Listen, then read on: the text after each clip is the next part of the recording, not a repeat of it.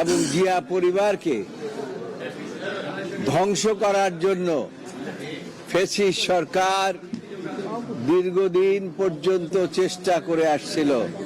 Zia orphanage trust দুর্নীতি মামলায় বিচারিক আদালত ও হাইকোর্টের রায় বাতিল করেছেন আপিল বিভাগ। এর ফলে হাইকোর্টের 10 বছরের কারাদণ্ডাদেশ থেকে খালাস পেলেন বিএনপির চেয়ারপারসন খালেদা জিয়া। এছাড়া আপিল করতে না পারলেও বিএনপির ভারপ্রাপ্ত চেয়ারম্যান তারেক রহমান সহ অন্য আসামিদের খালাস দিয়েছেন আদালত। বুধবার প্রধান বিচারপতি ডক্টর সৈয়দ রেফাত আহমেদ সহ আপিল বিভাগের 5 বিচারপতির সর্বসম্মতিতে এই রায় ঘোষণা করেন।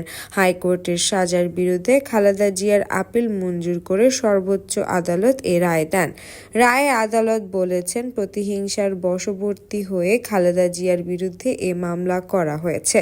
রায়ের পর খালেদা জিয়ার আইনজীবীরা বলেন, সর্বোচ্চ আদালতে আমরা ন্যায় বিচার পেয়েছি। উল্লেখ্য, এর আগে 2018 সালে 8 ফেব্রুয়ারি জিয়া অরফেনেজ ট্রাস্ট দুর্নীতি মামলায় খালেদা জিয়াকে 5 বছরের কারাদণ্ডাদেশ দেন বিচারিক আদালত।